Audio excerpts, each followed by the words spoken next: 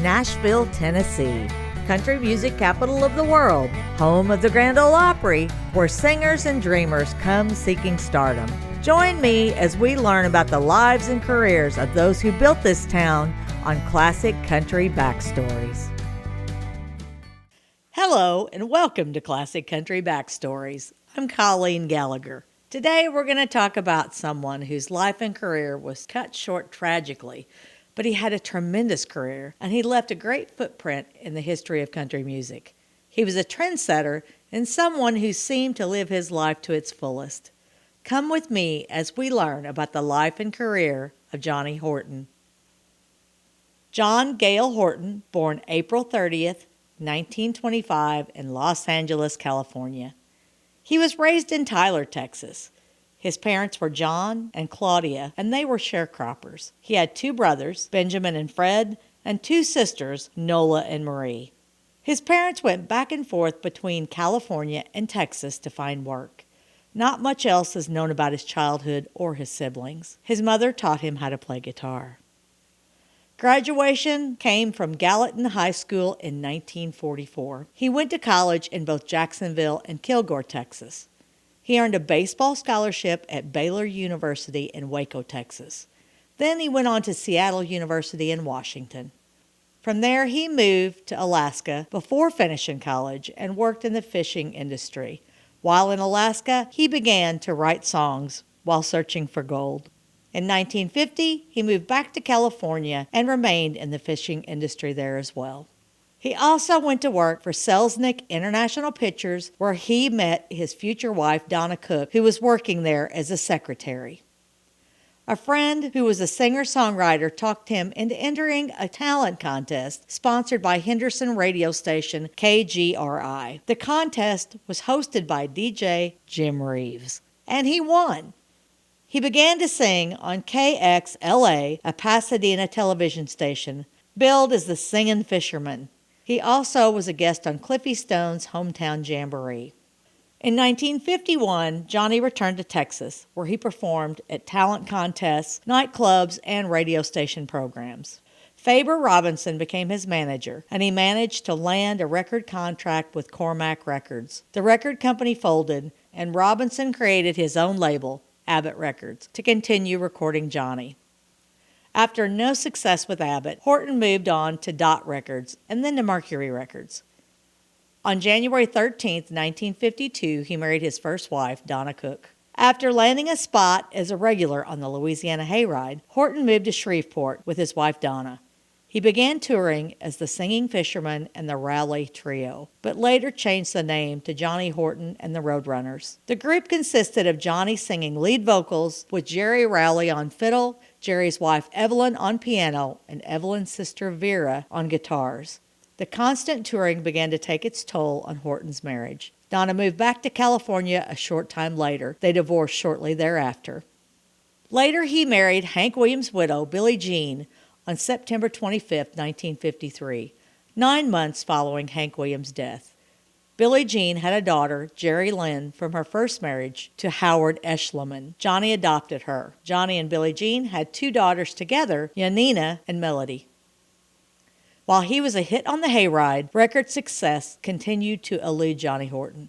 He eventually left the trio but continued making occasional appearances on the Louisiana Hayride. His record contract with Mercury expired at the end of 1954. His best record sales for the label were 35,000 to 45,000 copies. At this point, Horton took a short hiatus from his musical career. Always an avid fisherman, he found a job in a tackle box shop. In 1955, Tillman Franks, bass player for the Louisiana Hayride, became Horton's manager and best friend. Franks and Horton traveled all over Texas working the nightclubs. Finally, Tillman Franks negotiated a record deal for Johnny Horton with Columbia Records in 1956. Influenced by Elvis Presley, Johnny changed his style of singing country ballads to a more rockabilly-style sound. Johnny Horton made the top 10 in the record charts with a rockabilly tune called Honky Tonk Man in the summer of 1956.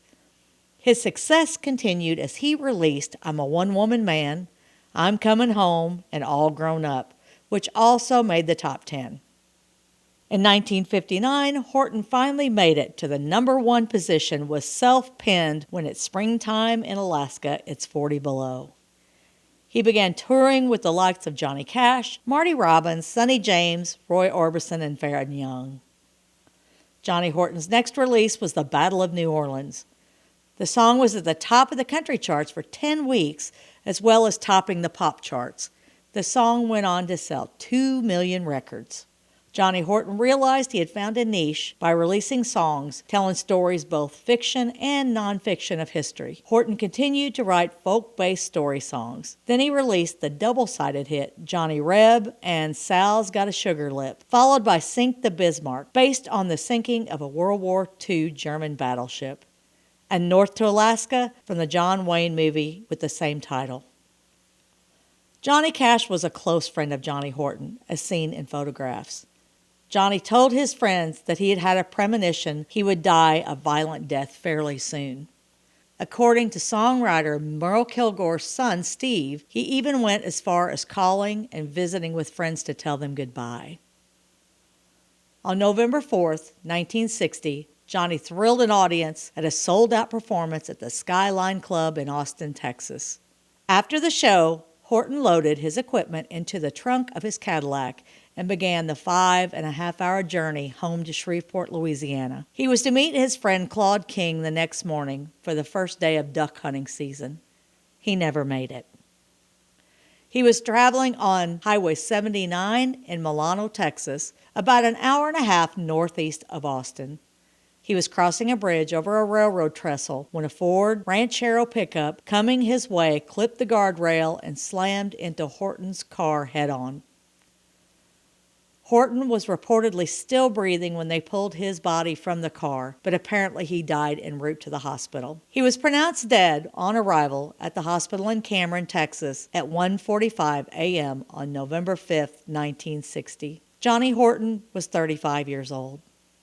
Horton's passengers, Tillman Franks, his bass player and manager, and his guitarist, Gerald "Tommy" Tomlinson, both survived the accident but were severely injured, with Tomlinson requiring a leg amputation while Franks suffered head injuries. The other driver, a drunk 19-year-old Texas A&M student named Evan Davis, survived with only minor injuries. When Johnny Cash heard of his friend's death, he said that he locked himself into a hotel bar room and cried. He later dedicated his rendition of When It's Springtime in Alaska to Johnny Horton on his album, Personal File. He said, "Johnny Horton was a good old friend of mine." Johnny was survived by his wife Billie Jean, who was only 28 years old, 2 daughters, and his stepdaughter, as well as his mother Claudia and his siblings.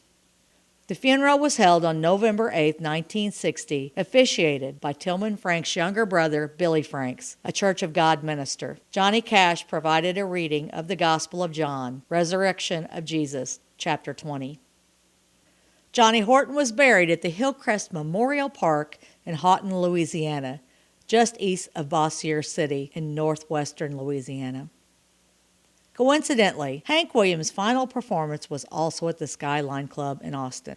While Hank's marriage to Billie Jean did not keep him from the tragic downfall of alcoholism and drug abuse, Horton's marriage to her was a happy one. Also, while alcohol contributed to both the deaths of Hank Williams and Johnny Horton, it has been reported that Johnny Horton did not drink. North to Alaska was released the week of Horton's death, and it became a hit. Other posthumous hits for him were Sleepy-Eyed John and a new version of Honky Tonk Man. In the following years, many re-releases and compilations were released. Fellow singer and good friend Claude King released an album in tribute called I Remember Johnny Horton in 1969. Posthumously, he was inducted into the Louisiana Music Hall of Fame and the Rockabilly Hall of Fame. He was also inducted into the Delta Music Museum Hall of Fame in Faraday, Louisiana. Johnny Horton was nominated for 3 Grammy Awards, winning one for Best Country and Western Performance for North to Alaska. The bridge where the accident occurred was widened to 4 lanes. A modest memorial stands about 500 feet from the site next to the fire department. 1 year after the accident claimed the life of Johnny Horton, James Evan Davis was convicted of murder without malice and received 2 years probation. Billie Jean attempted a musical career of her own, but without success. Although she remarried several years after Horton's death to insurance man Kent Berlin, she kept the same last name Horton. She fought and won settlements for some Hank Williams royalties in a 1975 lawsuit. In 1981, Billie Jean Horton flew from Shreveport to Spokane, Washington, to confront a man that falsely claimed that he was Johnny Horton Jr. Johnny had no sons. The man apologized and said he would never do this again. That was all Billie wanted. The last information I was able to find on Billie Jean Horton, she would be now in her 80s and that she has been living in a Louisiana nursing home.